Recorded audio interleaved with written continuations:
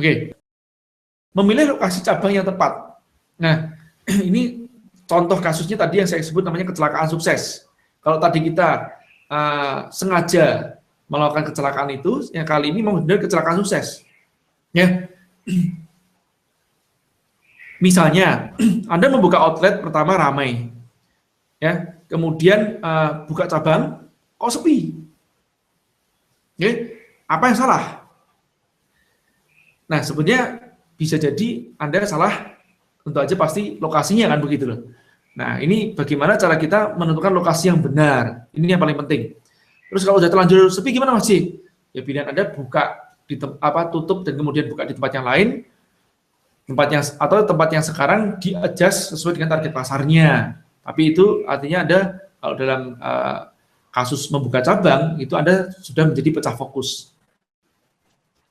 Oke, nah reprofiling outlet yang ramai ini yang paling penting ya. Jadi Anda tadi dalam kasus adalah sudah memiliki satu outlet yang terbukti atau kecelakaan ramai.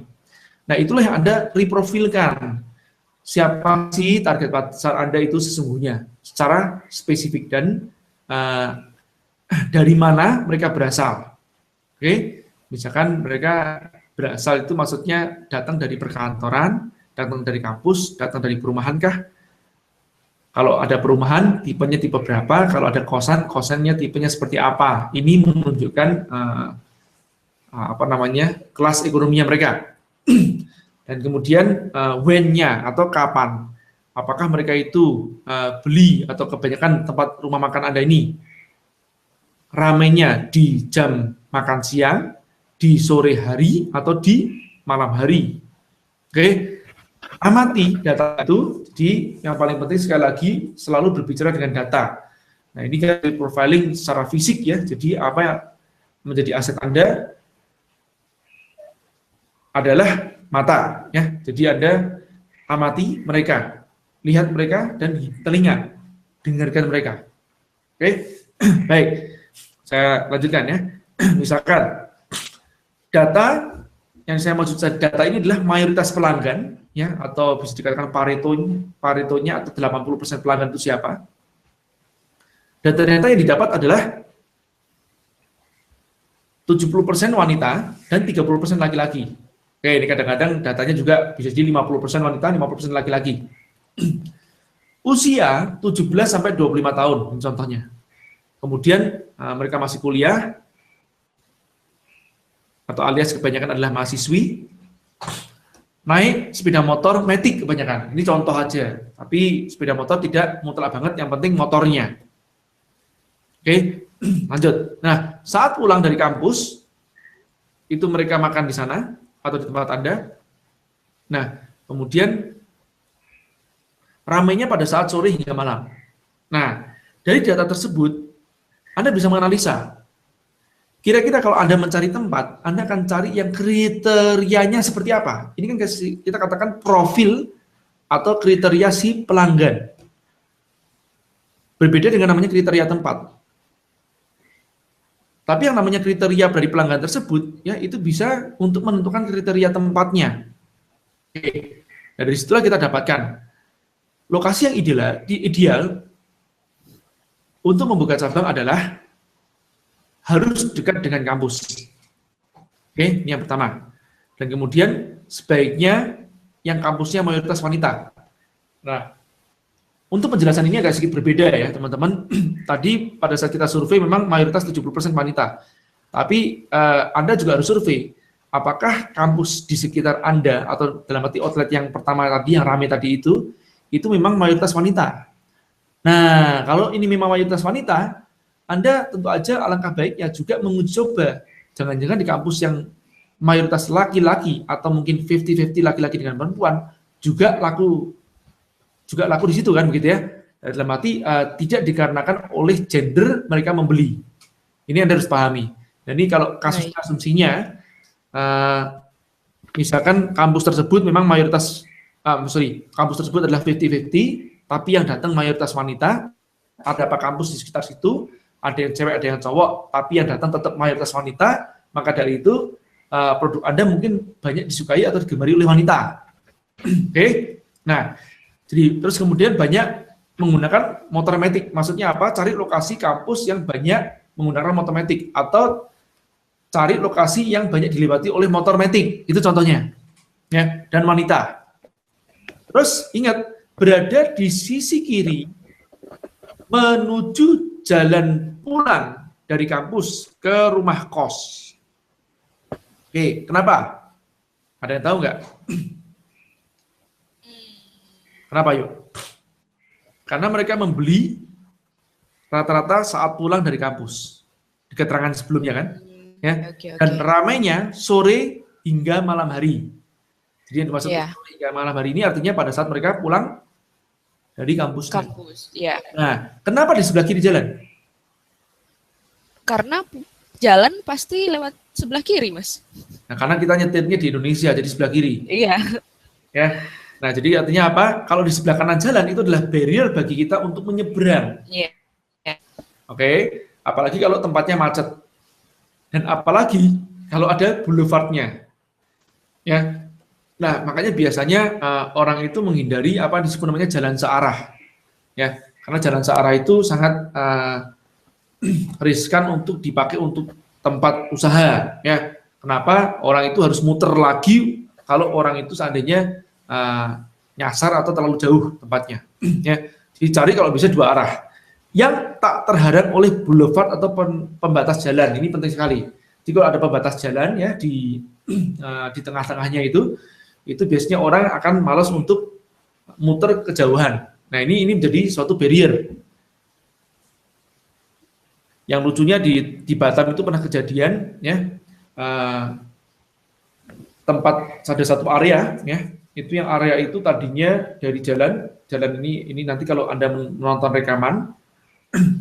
rekaman dari video ini, nanti Anda akan melihat saya akan memperagakan ya. Jadi nanti ini saya memperagakan juga divideokan.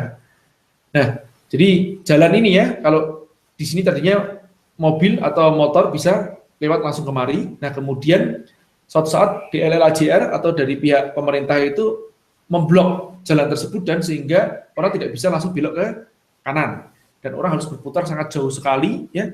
Dan tahu nggak apa ini, satu blok dari situ semuanya sepanjang jalan itu rukonya jadi sepi dan mati.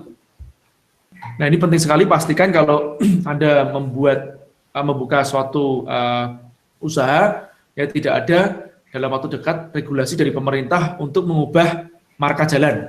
Dan dari pemerintah pun juga ini juga perlu Anda ketahui kalau Anda menjadi seorang aparat ya. Nah, ini yang paling penting adalah jangan sembarangan mengubah marka jalan atau memberikan pembatas jalan. Nah, itu dengan Anda mengubah seperti itu rezekinya orang bisa mati itu ya gara-gara itu. Oke ya. Nah, saya lanjutkan. Jadi ini yang paling gampang itu ya, kalau kita ngambil contoh itu adalah di undangan pernikahan. Ya, orang tuh paling demen banget membuat peta yang sangat cakep banget gitu ya, itu pada saat dia menikah. Nah, bagusnya peta seperti ini, Anda juga pada saat Anda mau mencari lokasi usaha. Baik ya, nah ini saya ambil contoh ya, kalau Anda perhatikan yang luar biasa dari lokasi pernikahan itu selalu ada namanya tanda panah. Ya. Nah, ini kenapa? Artinya dia menunjukkan pointer dari mana menuju ke mana kan begitu ya. Nah, ini seperti ini juga pada saat Anda membuat survei lokasi tempat usaha. Oke ya. Nah, bedanya selain tanda panah menuju ke lokasi, Anda juga harus ada namanya tanda panah kalau di jalan tersebut terjadi dua arah ya. Oke, baik ya, saya lanjutkan ya. Karena nanti itu kan terjadi barrier. Misalkan Anda nanti akan memotong jalan, ternyata jalan itu tidak satu arah tapi dua arah. Nah, itu jadi barrier dan pada saat jalan itu sedang ramai-ramainya. Ini yang Anda perlu perhatikan. Baik, ini sebagai suatu contoh ya.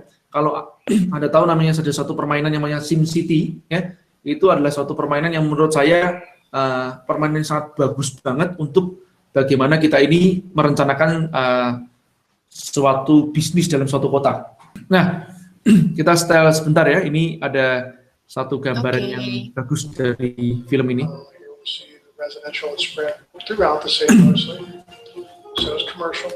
Oke, tadi saya mundurkan sedikit sekali lagi ya. Ini terlalu cepat tadi. Oke, dia bilang residential spread ya. Jadi yang dimaksud apa?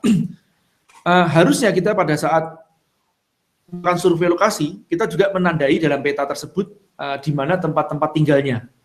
Ya ini kota kecil dengan 700.000 ya. Nah, tapi kan kita harus bertanya 700 berapa luas areanya, Mas? Kalau luas areanya sangat padat seperti ini atau sangat kecil, tentu aja kepadatannya sangat besar ya. Nah, ini contohnya yang ditandain hijau-hijau adalah tanda tempat residensial, tempat tinggal. Nah, sales komersial dia tandai dengan warna biru. Oke. Nah, industrial ya, maksudnya apa? Industri itu artinya tempat di mana nanti orang itu akan kerja. Oke. Nah, Anda perlu tahu sekali tadi daerah wilayah sekitar sini tadi, ini highlight saya. Ini adalah wilayah tempat tinggal tadi kan, Ayu ya. Nah, iya benar. Wilayah tempat tinggal. Dari wilayah tempat tinggal di sini adalah wilayah tempat mereka bekerja. Oke, artinya apa? Traffic pasti akan paling ramai itu menuju kemari pada saat pagi hari. Iya. Oke, yang disebut namanya menuju, artinya saya yakin ini kalau jalan ini ya, ini akan lebih ramai di pagi hari. Yang saya tunjuk tadi, ya, ini yang saya highlight. Kelihatan tadi ya? Iya, kelihatan. Nah, kalau pulang sebaliknya, yang jalan ke arah sana, ini yang pulang. Paham ya? Nah, ini main road, ini main road yang disebut namanya jalan berangkat, ini sebenarnya jalur pulang. Ya, jalur berangkat dan jalur pulang. Kita lanjutkan.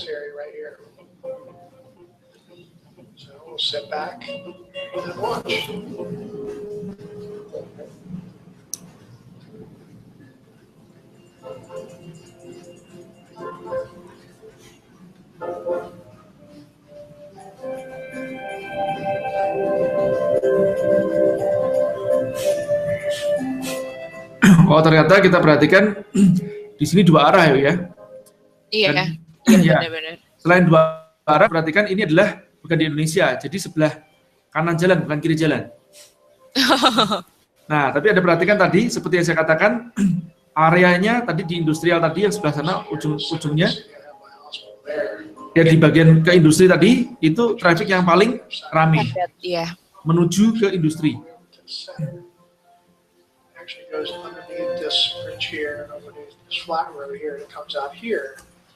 So you have your trash and your police station, police precinct that can actually have 3 entrances coming in this main avenue here, back up again, all the way up to the other side of the fire. Nah, kalau di fire department pasti akan sepi, tidak akan ada yang keluar masuk dari sini kan? Ya, karena ini sesekali aja orang kan namanya kejadian kebakaran. Iya. Ini penataan kotanya bagus banget ya Mas. Ya. Nah, ini sebetulnya kalau wali kota cocok nih kalau mainan gamenya SimCity ya. Ya. Ini dulu saya, tapi Anda harus tahu Anda bermain tidak untuk kecanduan, tapi Anda bermain untuk pengetahuan. Ini yang paling penting di situ. Jadi saya pada saat itu juga mencoba mempelajari SimCity ini seperti apa, dan kemudian dari situ saya mencoba membuat beberapa materi dari situ ya. Nah, tapi pada saatnya berhenti, jangan Anda canduan main gamenya. Baik, ini detail undangan pernikahan lagi. Ini saya hapuskan nama gedungnya di sini ya. Nah, ini undangan detail pernikahan yang lebih kompleks lagi. Saya gunakan ini sebagai suatu contoh karena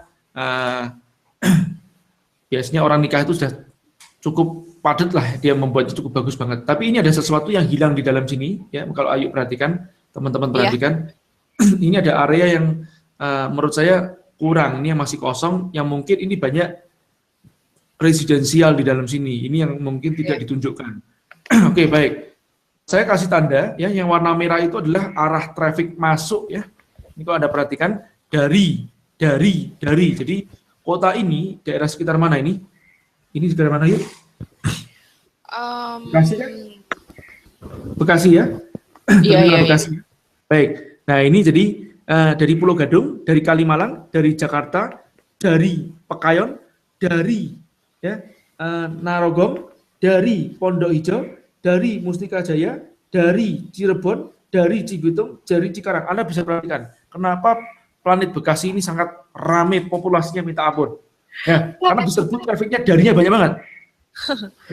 Jadi di pagi hari mungkin ini traffic yang paling besar, dan di sore hari pada saat mereka pulang. Mungkin pemukiman tidak di Bekasi murni. Mungkin ya. Oke. Ya, ini Anda harus tahu yang namanya arah traffic datangnya dari mana. Jadi kalau Anda mau membuka jalur oleh-oleh, oke, Anda juga harus tahu nih, oleh-oleh khas Bekasi misalkan Anda buat ya, ini harus menuju ke arah pulang. Yang dari tempat dari jari tadi ini. Oke, ini ada cegatin. Jadi Anda bukanya di sini ya, ini yang saya highlight ya. Di sini, arah pulang, arah pulang, arah pulang, arah pulang, arah pulang, arah pulang, arah pulang, arah pulang. Di sebelah kiri ke arah pulang. Ini Anda harus tahu nih ya kalau mau buka pasar oleh-oleh. Kalau Anda misalkan target pasarnya adalah untuk pembeli yang makan di misalkan makan atau beli produk Anda di sore hari pun juga pada saat pulang juga serupa.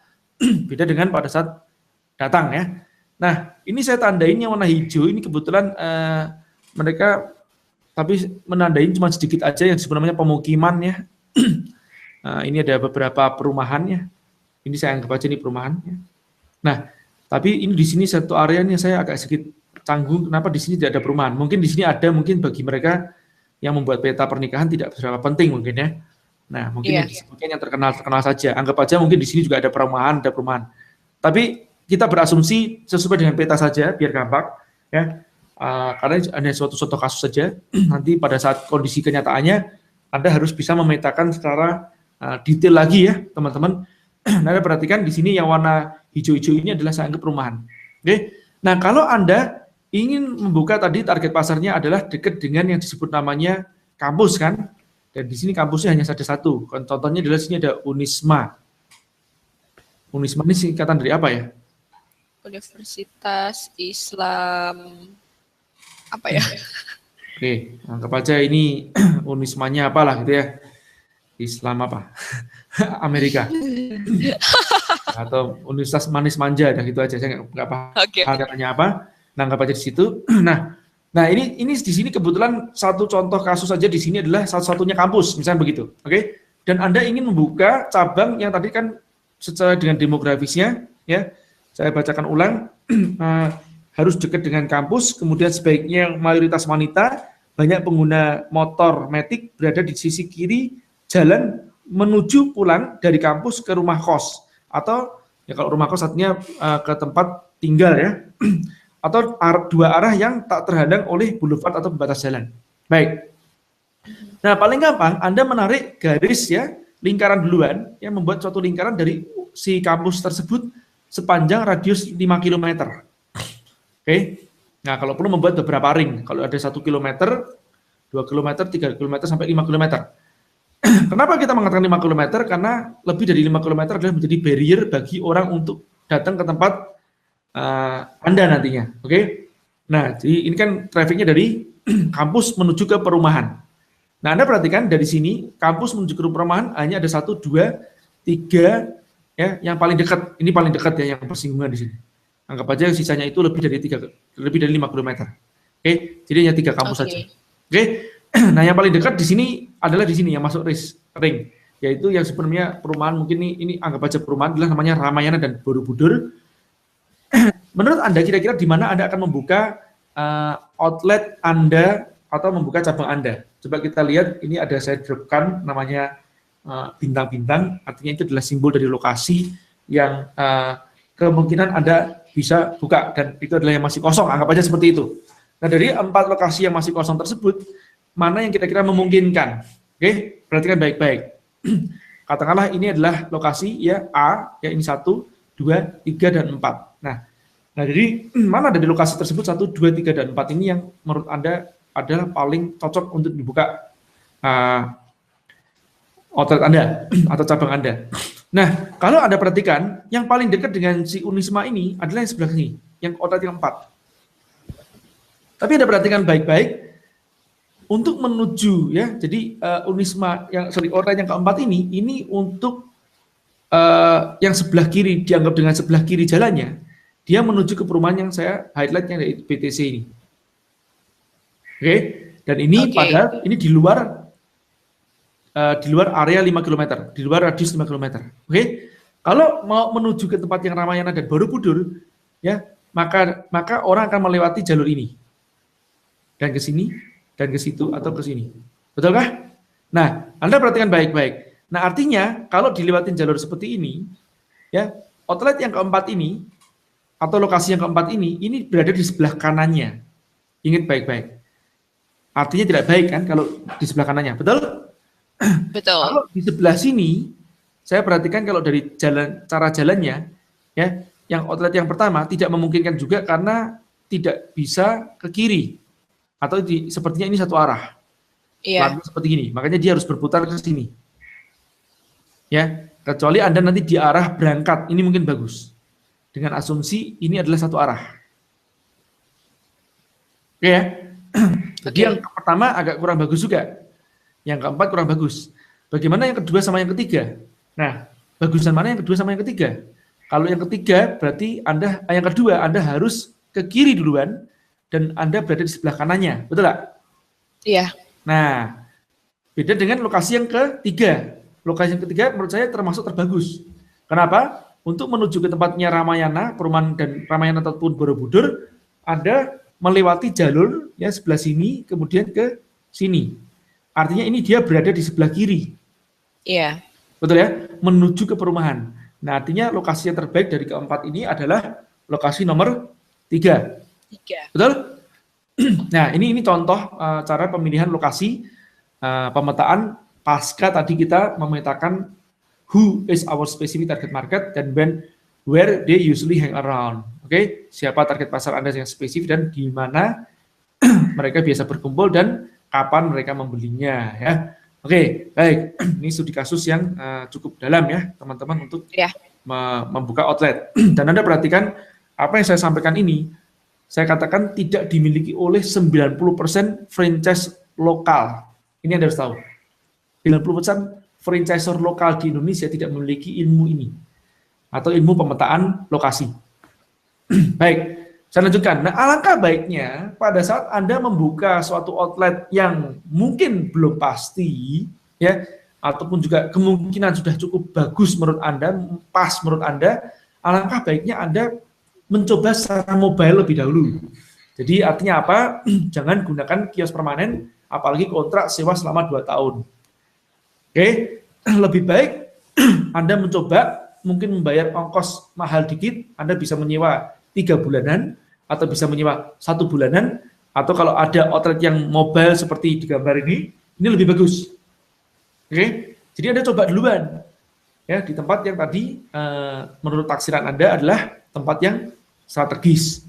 Nah, coba kalau ternyata ya dengan membuka outlet seperti ini ya, semi permanen itu tidak laku, ya, Anda paling nggak bisa mengejas atau pindah tempat. Oke, coba dan coba. Oke, ini alangkah bagusnya. Cara yang kedua adalah dengan namanya pesan antar.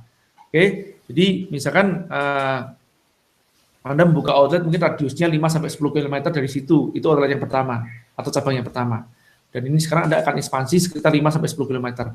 Nah, apa yang Anda lakukan? Menggunakan prinsip obat nyamuk. Ini sudah saya pernah tuliskan di tempat grup Facebook saya, Juragan Forum bersama Jaya Setiabudi. Nah, saya tuliskan kalau Anda ekspansi itu bagusnya Anda mengikuti kaidah obat nyamuk. Ya, apa itu obat nyamuk? Pelan-pelan melingkar, radiusnya diperlebar, radiusnya dilebar. Jangan langsung buka di kota yang lain, buka di kota yang lain, atau di jalan yang terlalu jauh dari sekitar Anda. Yang pertama, karena awareness-nya, jadi awareness di tempat yang berjauhan itu belum tentu menjangkau pelanggan Anda yang saat ini. Kedua, ya, Anda akan repot untuk memantau. Oke, memantau alias apa nanti misalkan Anda di radius 25 km, 30 km apalagi di luar kota, Anda harus mencolok ke sana kemari untuk memantau 2 outlet. Oke, dan pengiriman barang pun juga relatif tidak mudah. Makanya gunakan teori obat nyamuk untuk membuka atau ekspansi outlet. Baik, nah ini kasus pesan antar ya. Jadi caranya bagaimana Anda menerima pesan antar dengan radius 10 km, karena seperti itu. Ya, Anda ingin membuka cabang 10 km dari situ. Nah, kenapa lakukan 10 km meskipun jauh? Lakukan. Gunanya buat apa? Untuk memetakan lokasi mana yang gemuk. Oke, nah jadi dari peta lokasi pengiriman, oke, misalkan di wilayah Anda bagi itu menjadi 10 sektor lah ya A sampai ABC sampai J gitu kan ya, atau I, Anda bagi 10 sektor itu. Nah kemudian dari 10 sektor tersebut mana yang paling sering pengiriman. Oke. Nah, yang paling sering pengiriman tersebut ya Anda baru buka outletnya di dekat situ. Itu insya Allah langsung laris. Dan risikonya sangat kecil. Baik, oke. Terima kasih. Oke.